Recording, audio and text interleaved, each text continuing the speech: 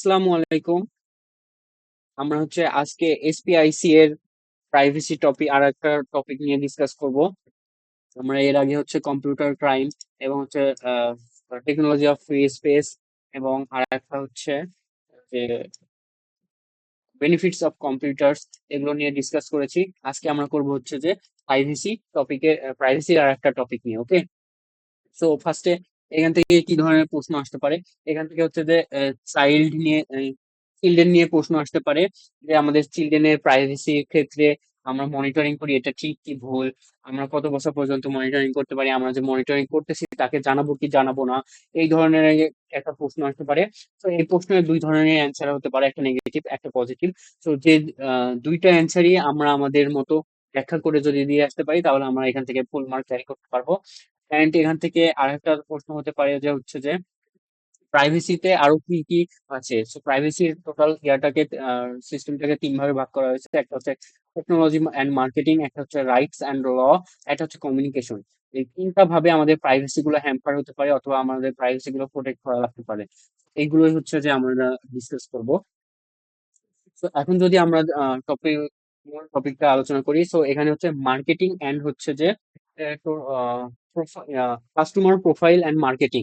আমরা সাপোজ একটা মার্কেটিং করব আমাদের শপের জন্য, একটা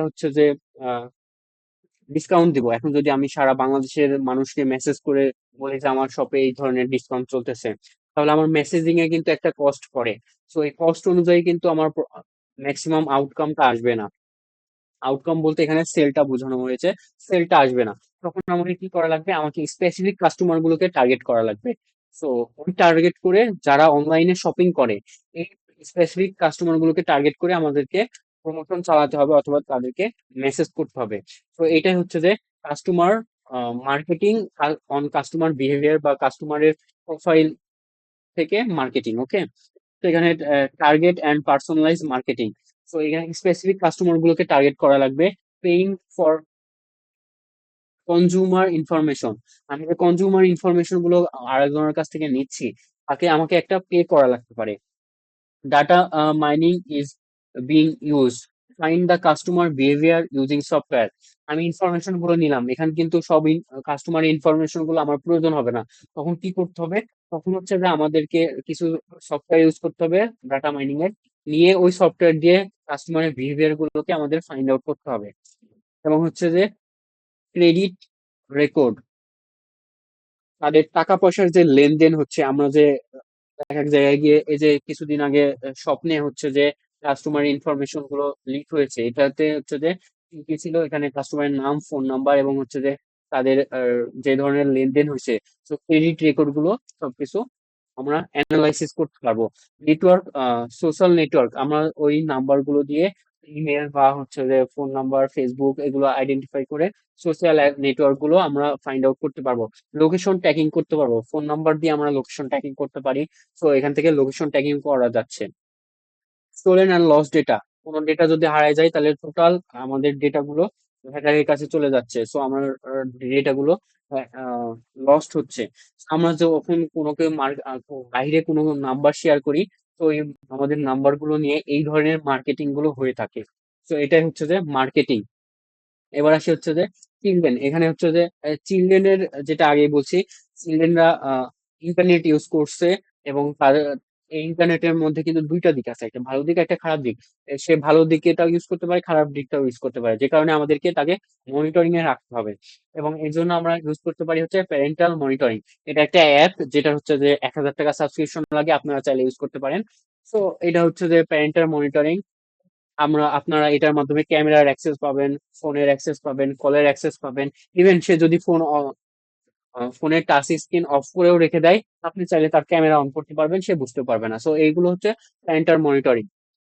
সো চিলড্রেনকে যে আমরা এগুলো করব, এগুলো তাকে জানাই করব কি না জানাই করব, এগুলো দুই ধরনের হতে পারে। তাকে জানাই করারও ভালো হতে পারে, তাকে না জানাই করারও ভালো হতে পারে। আর সেফটির জন্য আমরা মূলত এখানে ফোকাস করব চিলড্রেনের সেফটি, এবং যে সে যাতে কোনো ক্রাইমের মধ্যে জড়িয়ে না যায়, এই ধরনের অ্যান্সার গুলোকে আমরা এখানে বেশি ফোকাস করব। এবং এখান থেকে লাস্ট টপিক যে technology and marketing, law, rights and law, এবং যে কমিউনিকেশন। এখানে আসছে টেকনোলজি অ্যান্ড মার্কেটিং। এখানে ফার্স্ট হচ্ছে অ্যাওয়ারনেস। আমাদের যে পিপুল গুলো, আমরা এখন অনেকেই সচেতন ইন্টারনেট ইউজ করা। আমরা এখানে অনেক ধরনের রেকর্ড রাখি না। যেমন হচ্ছে যে পিপুল no understand people now understand that every action on they take on the internet is recorded. আমরা ইন্টারনেটে যে ধরনের ঘোরাঘুরি করি, আমরা যে কোনো ব্রাউজারে গেলে তার একটা ব্লু প্রিন্ট আমরা ওখানে রেখে আসি, যেটা হচ্ছে ফরেন্সিক এর মাধ্যমে উদ্ধার করা সম্ভব। সো আমরা এগুলো এখনো সবাই বুঝি। তো আমরা এই বিষয়ে অনেক সচেতন। So need to more careful about sharing personal information. So আমরা সোশ্যাল মিডিয়ায় বা কোনো কিছুতে পার্সোনাল ইনফরমেশন শেয়ার করা থেকে এখন অনেক সচেতন থাকে। Privacy and enhancement, user cookies disable. So আমরা আমাদের প্রাইভেসিকে ইনহ্যান্স করার জন্য আমরা আমাদের ক্রোম ব্রাউজারে কুকিজ ডিসেবলের জন্য কুকিজ ডিসেবল করে রাখতে পারি। এর জন্য অনেক সফটওয়্যার পাওয়া যায়, এগুলো ইউজ করতে পারি। আমাদের অনেক পপ আপ অ্যাড আসে, আমরা কোনো সাইডে গেলে পপ আপ অ্যাড আসে, এই অ্যাড গুলোকে ব্লক করা যায়। তো এই অ্যাড গুলো ব্লক করতে পারি। এবং হচ্ছে যে স্ক্যান কম্পিউটার ফর স্পাইওয়্যার, আমার কম্পিউটারে কোনো ধরনের স্পাইওয়্যার আসে নাকি, আমাকে কেউ মনিটরিং করতেছে, এগুলো দেখার জন্য আমরা আমাদের কম্পিউটারকে স্ক্যান করতে পারি। তো এগুলো হচ্ছে যে আমাদের হচ্ছে প্রাইভেসি এনহ্যান্সমেন্ট এর জন্য। এবং হচ্ছে এনক্রিপশন ইউজ করতে পারি, পাবলিক কি এনক্রিপশন। সো এনক্রিপশনটা কি? হ্যাকাররা আমরা ইন্টারনেটে মেসেজ করতেছি, কেউ একজন আমার ইন্টারনেটে প্রবেশ করে আমার মেসেজ গুলো দেখে নিচ্ছে। তো এই যে সে যাতে দেখতে না পারে, সো আমরা encryption end to end encryption use করলে আমাদের মেসেজ গুলো ডিরেক্টলি আর মেসেজের মতো থাকবে না, একটা এনক্রিপ্ট হয়ে আমাদের যাকে সেন্ড করতেছি তার কাছে চলে যাবে। এখানে হচ্ছে যে পাবলিক কি এনক্রিপশন, এখানে দুইটা কি কি থাকে, একটা হচ্ছে যে যে সেন্ড করতেছে সেন্ডারের পাশ থেকে, একটা হচ্ছে রিসিভারের পাশ থেকে। একটা কি দ্বারা আমরা এনক্রিপ্ট করি আর একটা কি দ্বারা আমরা ডিক্রিপ্ট করি। তো এই ধরনের হচ্ছে যে পাবলিক কি এনক্রিপশন ইউজ করা যাইতে পারে। বিজনেস ফল অ্যান্ড পলিসি, এখানে হচ্ছে যে need every user have unique user name and password. আমরা আমাদের বিজনেসের যে সফটওয়্যার গুলো ইউজ করি, এখানে আমাদের সকল ইউজারের জন্য একটা ইউনিক পাসওয়ার্ড এবং ইউজার নেম থাকতে হবে। তাতে আমাদের সুবিধা কি, every one can not access every file. তাতে আমাদের সুবিধা হবে যে প্রতিটা মানে সবাই সকল ধরনের ফাইল ইউজ করতে পারবে না, এখান থেকে আমরা লিমিটেশন করে দিতে পারবো। তো এখানে আমাদের ইউজার নেম এবং পাসওয়ার্ড ইউজ করতে হবে, এবং আমাদেরকে ইনশিওর করতে হবে আমাদের বিজনেসের ফাইল গুলো যেন সবাই অ্যাক্সেস করতে না পারে। সাপোজ হচ্ছে যে অ্যাডমিনের ফাইল গুলো যাতে হচ্ছে সেলাররা ইউজ করতে না পারে। তো এই নিচ থেকে উপরে যাতে কেউ ফাইল ইউজ করতে না পারে, এই বিষয়টা খেয়াল রাখতে হবে। এবং হচ্ছে অডিট ট্রেন, এটার মধ্যে হচ্ছে অডিট ট্রেল। এটা হচ্ছে যে কি হয়, এখানে হচ্ছে যে আমাদের রেকর্ড গুলো, আমরা যে সাপোজ আমরা একটা সফটওয়্যারে যাচ্ছি, লগ ইন করতেছি, লগ আউট করতেছি, এই লগ ইন লগ আউট এবং আমি কোন কোন ফাইল ওপেন করছি, কোথায় কোথায় ভিজিট করছি, এই সকল হিস্টোরি গুলো রেকর্ড করে রাখা লাগবে। তো এইগুলো যদি আমরা করতে পারি তাহলে আমাদের ফাইন্ড আউট করা ইজি হবে কে হচ্ছে যে আমাদের ইনফরমেশন গুলো লিক করতেছে। তো এটাই হচ্ছে যে অডিট টেল এর মধ্যে পড়ে। ওকে, এবার আসি হচ্ছে rights and law. Rights and law এর মধ্যে আসে হচ্ছে ওয়ারেন ব্র্যান্ডিস। এটা একটা ব্যক্তির নাম যে হচ্ছে যে বিশ্বাস করে যে privacy is a fundamental human right. এই ব্যক্তিটা বিশ্বাস করে হচ্ছে প্রাইভেসি হচ্ছে যে হিউম্যানিটির একটা ফান্ডামেন্টাল রাইট। তো এটাকে হচ্ছে সেভ করার জন্য আমাদের লিগ্যাল প্রোটেকশনের প্রয়োজন। থমসন, এটাও একটা ব্যক্তির নাম যে বিলিভ করে there is no separate rights to privacy. প্রাইভেসির জন্য সেপারেট কোনো রাইটের প্রয়োজন নেই।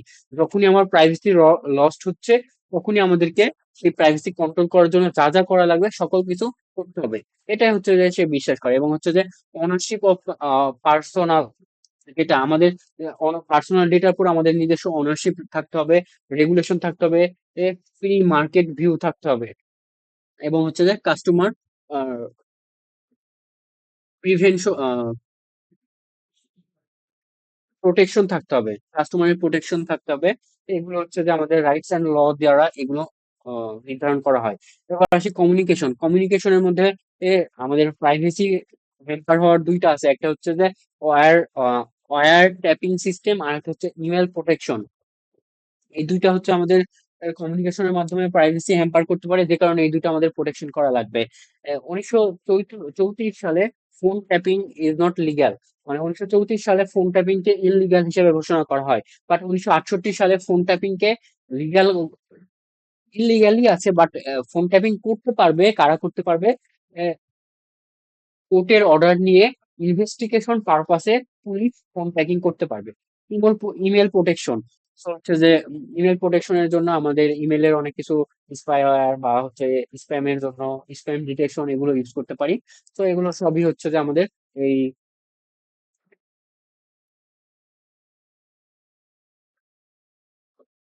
প্রাইভেসি টপিকের মধ্যে পড়ে। তো এই ছিল প্রাইভেসি টপিকের ডিসকাশন।